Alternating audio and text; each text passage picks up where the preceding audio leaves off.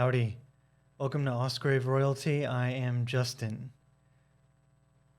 We are now in here for video number 2 of Season 3 so far, where we'll be covering Bolen's Gods and Goddesses from her books. They'll be in the description. For a bit more context, check out the previous video on Season 3 where we basically go over what we're going to be going over. In this video, I want to talk about Bolen's approach to the gods and goddesses versus Moore and Gillette's King, Warrior, Magician, Lover versus Season 1's Dr. Anthony Stevens's Archetypes, and where there's overlaps and where there's differences. That was the biggest mouthful of sentence I've ever said, but I think y'all understand. It's just comparing the approaches. And if y'all, it goes without saying, but if y'all haven't seen Season 1 or 2, I'd highly recommend it, to say the least. In this kind of arc of archetypal psychology, it's like a TV show. You're hopping into Season 3 right now. You're going to pick up a lot, but maybe the full context wouldn't be there, I have some notes in front of me.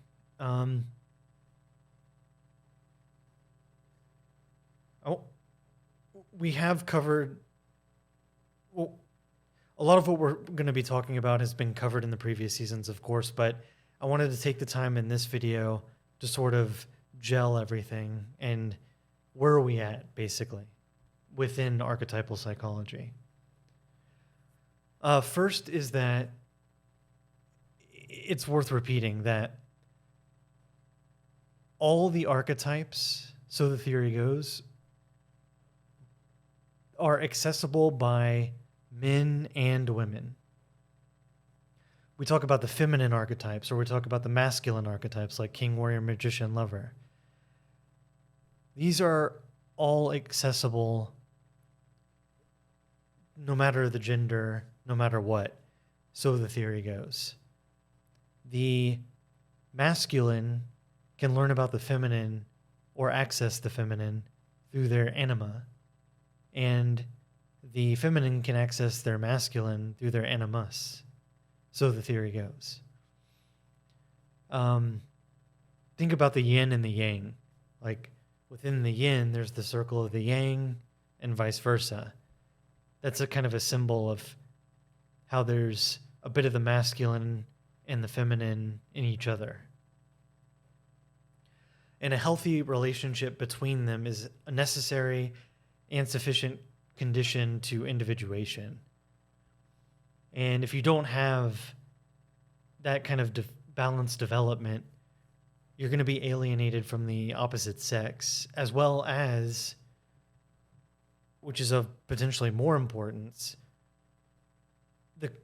the other aspects of that, like, let's say for me, if I'm alienated from femininity, yes, it'll alienate me from women, but also my own feminine aspects, which will only hurt me in the results of my life if I don't process that paradigm in a healthy way and make room for some acceptance of those traits. So the theory goes. Dr. Anthony, I'm looking at my notes. Dr. Anthony Stevens makes this really great point in that it's important in development not to emphasize the contrasexual aspect prior to the local sexual aspect being developed. If I'm a man, I should develop my manhood before I get in touch with my feminine side, not vice versa. And there are many reasons for this other than the intuitive common sense that it sounds like, which is that, and I haven't emphasized this enough in the channel, but whenever there's an archetype, these are not arbitrary. They each archetype ties in to humanity's survival in some way.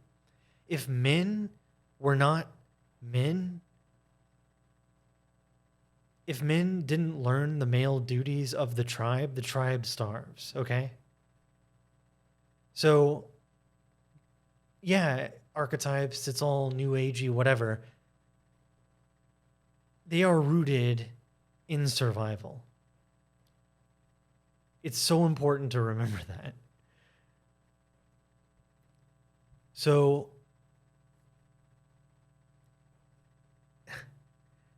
again, boys turning, and we covered this in season 1, boys turning into men is an extroverted political act because men carry the tribe on their shoulders. They do all the duties. They need to be also invested in the lore of the tribe, which is part of their initiation typically, so that they are invested, so that they give a shit about the continuity and about the offspring and about the legacy. Women are born and they're women immediately, but boys need to be initiated into men via rituals, and we talked about that in previous videos. Whew, that was a mouthful, but yeah. So yeah, again, men should develop their manhood first and womanhood in girls first before learning about the other. And I believe that Bolen would concur with all this, although it's not this fine point made by Dr. Anthony Stevens is not mentioned in her work. I'm just connecting the dots here. And I wanted to emphasize this because whether you're male or female, it's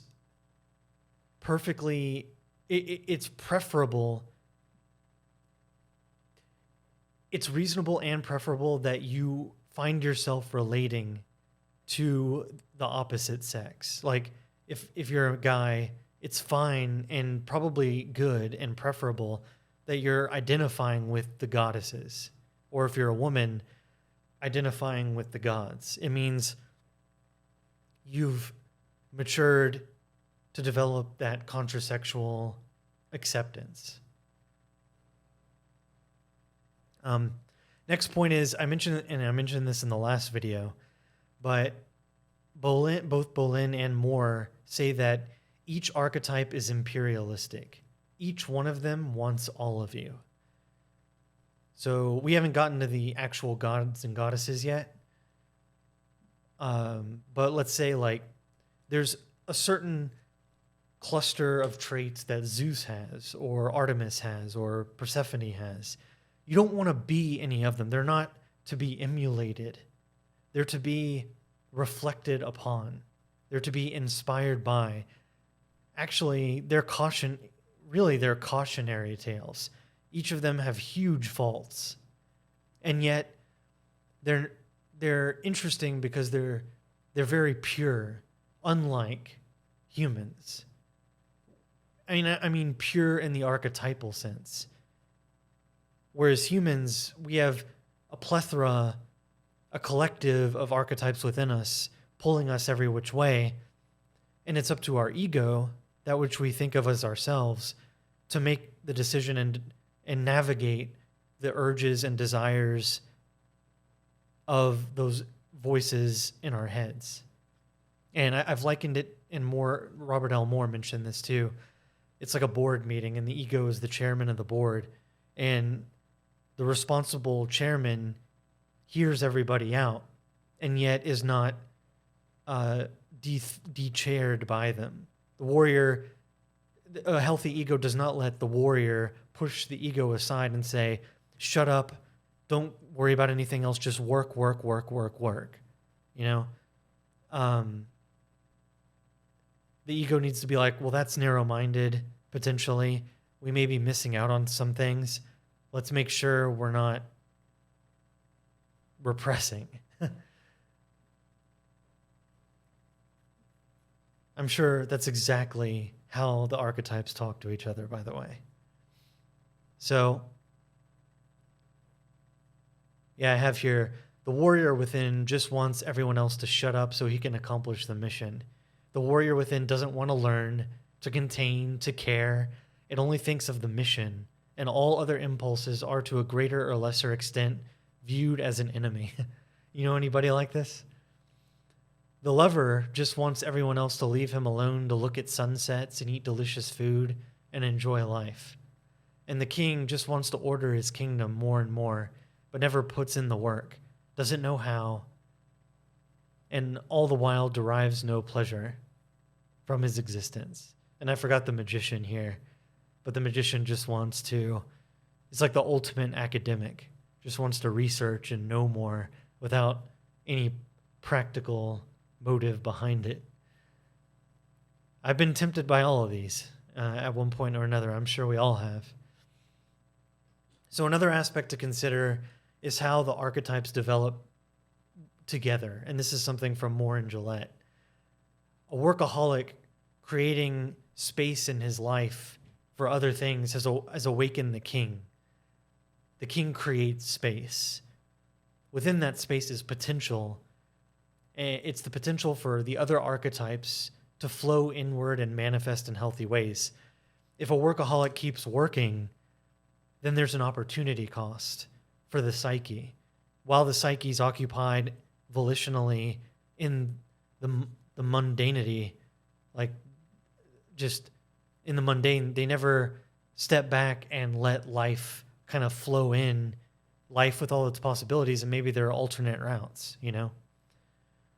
Perhaps the former workaholic discovers that he needs to work smarter rather than harder, which is kind of my motto.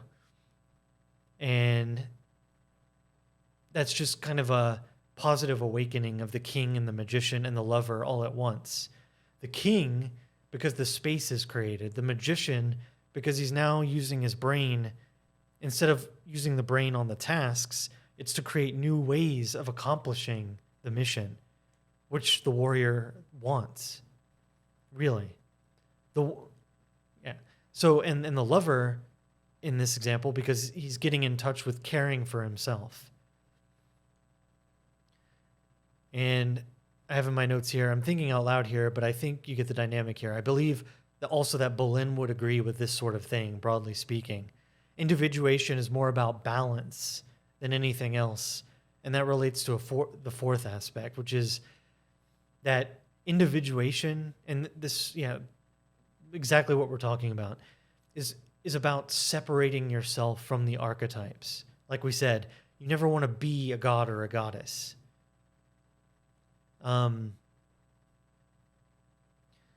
They're like, worm tongue from Lord of the Rings.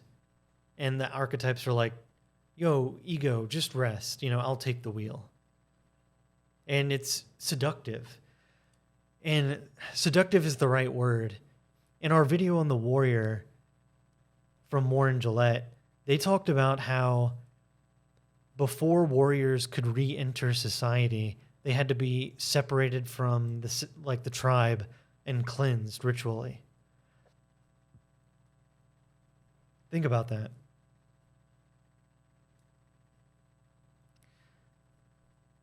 Have you ever, it reminds me of the flow state. Imagine it's life and death. Think of the movie The Northman. They do this berserker dance. And why are they doing that? Because they love song? No, because they're getting ready to do the mission. They're doing a ritual dance that turns them into animals of pure aggression. And they're growling at each other, being rowdy. The primitives, for lack of a better word, and lack of a better word indeed, being that they're not so primitive when it comes to these psychological affairs in some cases. But they were aware that warriors could get into states. And those berserker, bloodlusty states needed containment. That's the alchemical word, containment. And we've talked about alchemy on this channel before, about the container and the prima materia and the fire that cooks and transforms, and how sealing the container is important, and how a ritual elder who knows the tribe's lore and the rituals and how to contain the energy, whether it be bloodlust, it could be grief. Moore and Gillette talked about the crazy time. When people are going through grief, they're isolated from, they're not allowed to interact so that they can go out, grieve, and then return sort of reborn, right? So yeah, you don't want to get too close to these archetypes. Let's talk about a fifth aspect, is that if you, and Moore and Gillette are geniuses here for this, and this may sound harsh, but if you are not in a healthy relationship with one of the archetypes, specifically the ones we've covered in the series, King, Warrior, Magician, Lover, you are being possessed by its shadow. Let me repeat. If you are not in a healthy relationship with one of the archetypes, you are being possessed by the shadow aspects. And we talked about those in previous videos. So let's talk about the king.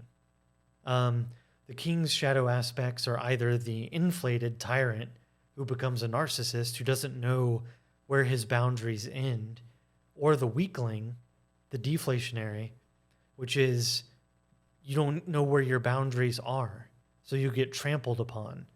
And if you are, your world is very small if you're a weakling. I like to think of Paulie from Rocky. Yo, Paulie. Yeah, Paulie from Rocky. There's that great scene where he's yelling at his sister, and Moore and Gillette talked about that. They're bipolar. 1 minute the tyrant can become a weakling, and in the next moment the weakling can become a tyrant. Paulie is perfect for this because he's screaming at Adrian, "Get out of my house," whatever. And then Adrian, who's growing herself, for the first time yells back at Paulie, and then he shrinks into the weakling. It's a perfect articulation of that. But when you think about the character Paulie, I've watched the movie too many times, Paulie. His world is very, very small. Like, he's not having bright thoughts. He may mean well, but his king is, and he doesn't really develop it, in my opinion, throughout the series. Anyway, so I have in my notes here, yeah, this is binary. Either your ego has the archetype in its proper place and authority, or the shadow aspects of the given archetype are manifesting in your life somehow. Remember, Jung said that if what you fail to make conscious remains unconscious and then is acted out in the physical world, and then you will call it fate. Right. And I say this is it. The key to real self-help is using this paradigm. Now that you are aware of how these archetypes in their healthy and shadow aspects manifest in your behavior, which we covered last season, you should be able to take inventory and diagnose how you're really doing. And I have in my notes here, this is so critical. Of course, dealing with the unhealthy complexes where they come up is the next step, but many of us don't even make it that far. Many of us are on autopilot because we have things to do, and we're not always introspecting, which is perfectly fine. And we repress, and we don't know. That's why it's called the shadow. It's unconscious. And the whole point of all these discussions we're having is so that you can have tools to do better self-work, to make the unconscious conscious, and that increases your realm of choice. With more choices, you have greater free will. With greater free will, you have greater freedom and scope of your life. So, and those around you, by the way. And I have in my notes here, and here's the thing. Often by naming a thing, you immediately gain power over it. Sometimes all it takes is to suddenly realize a problem you have, and then you can immediately remedy it. But you would have not remedied it before you knew it needed to be. Have you ever realized something about yourself and you're like, oh God, I do that, don't I? I know I have. Often you're like, oh, I am never doing that again. It's that meme where your brain is like, all right, ready for sleep, and the eyes close, and it's like, what about that thing you did 30 years ago? And then your eyes dart open, It reminds me of that. But again, I have in my notes here, I like the workaholic example. Our society is obsessed with grinding, side hustles, material success.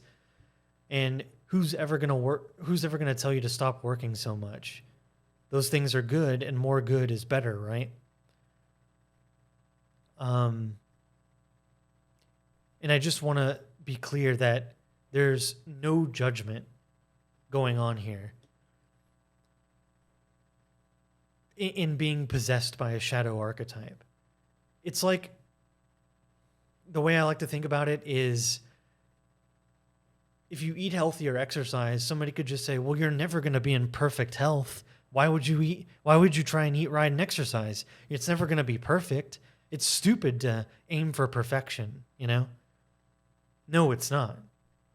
It's stupid to think you can achieve it, but it's actually great to aim for it. Because it is in the aiming that you succeed. Because, are you going to stop working out and exercising just because you'll never be in perfect health? It reminds me of the Norm Macdonald joke. I remember when I was in perfect health when I was 1 year old. Something like that. Anyway, another aspect I have here is, according to Dr. Anthony Stevens, the archetypes, I talked about this a bit. The archetypes are all related specifically to human survival. There is no archetype which does not serve human survival and thriving. We have a certain set of archetypes we do because of how we evolved. And Dr. Anthony Stevens believes that the archetypes themselves evolved and are evolving just as much as our biology. And the point is that, just reviewing my notes here, his goal, Dr. Anthony Stevens' goal was to attempt to root psychology in the hard science and to lend it more legitimacy. And that was one of his arguments. So, and what Bolen is not concerned with this. I like to think that all of that is consistent with her theories as well. The gods and goddesses, why they were developed in the first place, they're not arbitrary. They are tied to characteristic, specific human experiences. And we'll talk about those as we talk about the gods. But, I don't want to muddle things up here too early. A seventh dynamic about archetypes here is that images and symbols hold archetypal power. The myths, initiation rituals, tribal customs, iconography, paintings, they offer a wide variety of cultures that never interacted, contain many thematic overlaps. This was Joseph Campbell's special area, which is why the hero's journey is also called the monomyth, because of all those commonalities.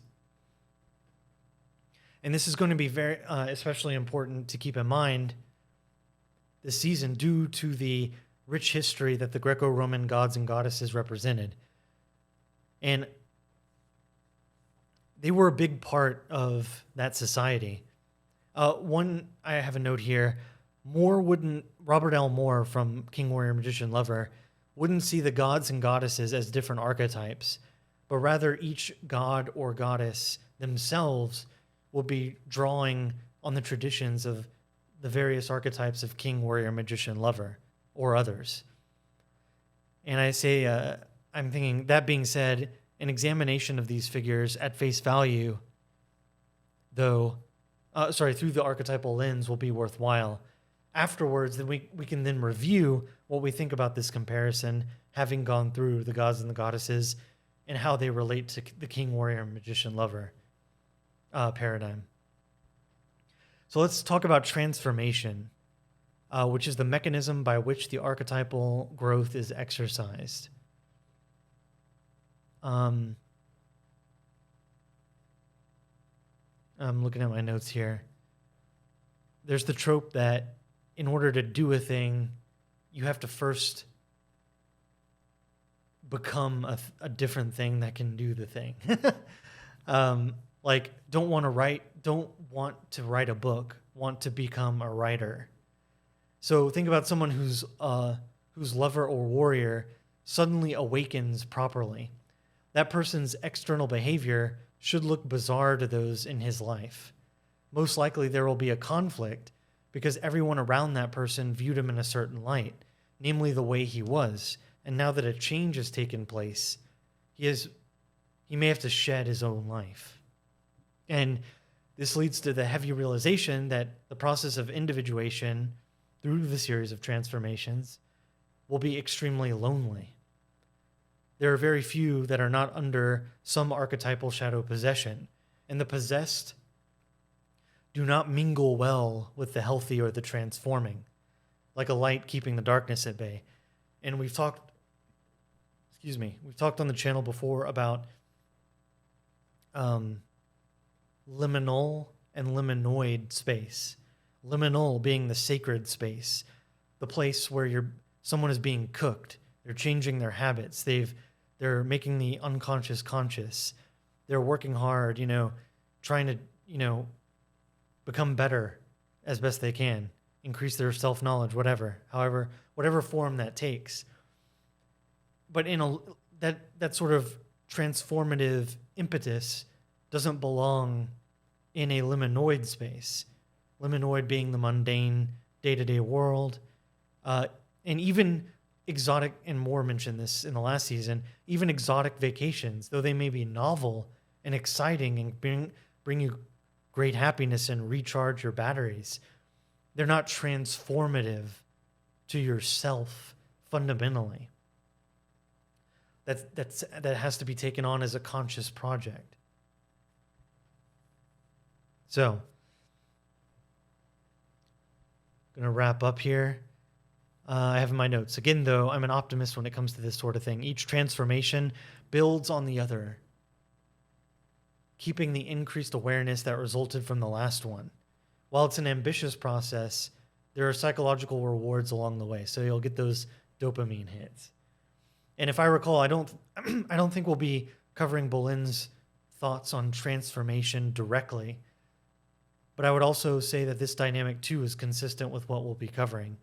And there are aspects that she talks about in regards to transformation when it comes to Aphrodite, when we get to her. She calls her the alchemical goddess. So to wrap up here, speaking for myself, I would say that the best way to use this material is to consider the gods and goddesses, god by god and goddess by goddess, and to compare your own behavior. Where do you emulate the figure? Who do you identify with or not identify with? Are there figures that you like or dislike? Why? And these questions and others will help you increase your self-awareness. And that should give you some kind of guide about what might need to be made conscious. Whew. All right. Going to wrap it up here. Thanks again, and we'll see you on the next one. Bye-bye.